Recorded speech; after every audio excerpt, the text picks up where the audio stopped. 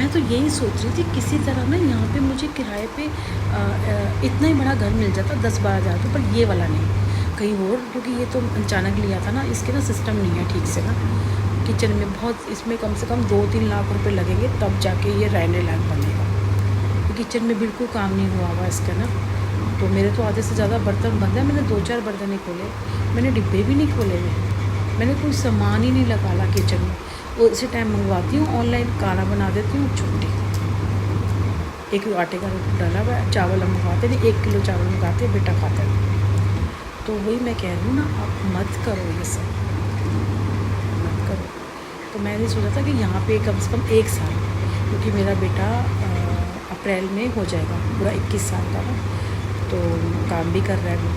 तो मैं चाह रही थी किसी तरह यहाँ इसी जगह, परेशानी तो है तो 11-12 हज़ार रुपये में ठीक है। 100 गज का मकान जो उसकी एवरेज निकालो 11-12-13 हज़ार रुपये में ठीक है, इससे ज़्यादा नहीं होना चाहिए। 12 हज़ार रुपये इनफ है, क्योंकि देखो आपको 1 किलोमीटर अंदर है। नंबर 2 कि यहाँ पे पानी नहीं है, ठीक है, और धूल मिट्टी आसपास, गंदगी इतनी है गाँव जैसा।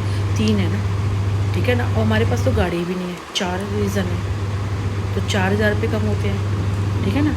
अभी मैंने वहाँ पे गए थे हम लोग इंदिरा पार्क, हमने किसी से पूछा तो वही कहने लगा, कहता जो वहाँ से हमें पता चला कि जी, वो कहने लगा कि यहाँ पे ना जी 100, 50, 60, 65, 70 इसके आपको मकान नहीं मिलेंगे, क्योंकि ये लोग पीजी वाले अपना यूज़ उठा लेते हैं, पूरी बिल्डिंग उठा लेते हैं, खरीद लेते हैं और अपना पीजी का काम करते हैं। फिर अच्छे लोग बैठे होंगे करने वाले।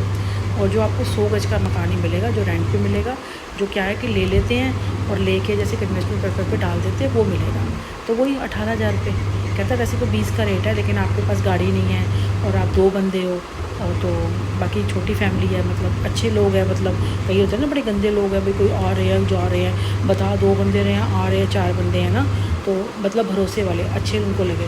तो कहता है मैं 18 या 17 हज़ार रुपये कर दूँगा आपको ना, पर वो 17-18 हज़ार रुपये पहले ही बहुत महंगा था ना, इस वजह मेरे को तो 16 हज़ार रुपये भी बहुत महंगा लगा ना, क्योंकि अगर हम 10-12 में लेते हैं तो 4 हज़ार रुपये हमारे बच जाएंगे। तो 4 हज़ार में एक EMI जाएगी हमारी ना।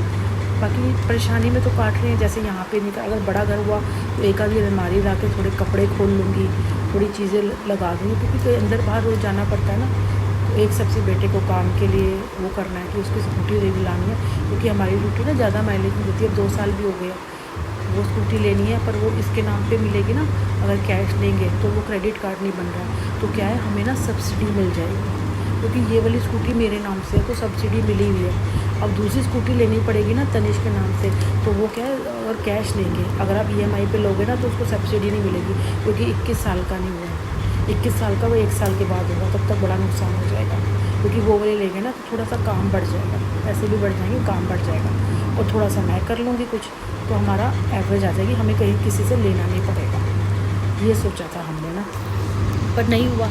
अब जो दुश्मन लगे हुए हैं, और जो कहते हैं ना कि अब तू बता कि तुझे क्या चाहिए, ये सब मैं उनके लिए भी कहती हूँ। मैं सारी चीज़ें बताती हूँ कि आप कर सकते हो तो करो मदद। आप ही ने बोला था ना कि बता मुझे क्या क्या करना है, क्योंकि हम तो काम कर रहे हैं, ये सिंपल सी लाइफ है, क्या झूठ फरेब क्या है। अब देखो मेरे नवरात्रे आ रहे हैं, अब घर हो जाता, ठीक है ना, यहाँ तो पानी भी होता है, गंदा तो यहाँ भी है, पर चलो अच्छा घर तो कम से कम ढंग का मिलता।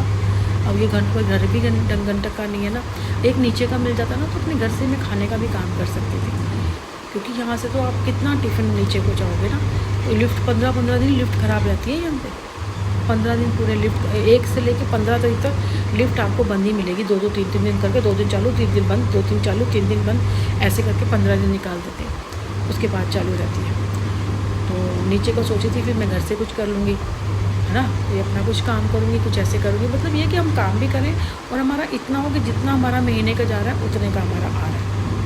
वैसे तो देखा जाए तो गवर्नमेंट की तरफ से इतनी स्कीमें हैं। मैंने बेटे को बोला है कि वो जो फॉर्म निकालने के लिए प्रधानमंत्री वाला, अगर वो फॉर्म निकलता है भर के जाते हैं, और मैं ये चीज़ करूँगी, मैं फॉर्म भरूँगी, फॉर्म निकालूँगी, फॉर्म भरूँगी और मैं वहाँ जाऊँगी, जमा कराऊँगी, जो बात करेंगे ना मैं कोशिश करूँगी इसको रिकॉर्ड करने की, फिर मैं आप लोगों को डालूँगी कि कितना सच और कितना झूठ है।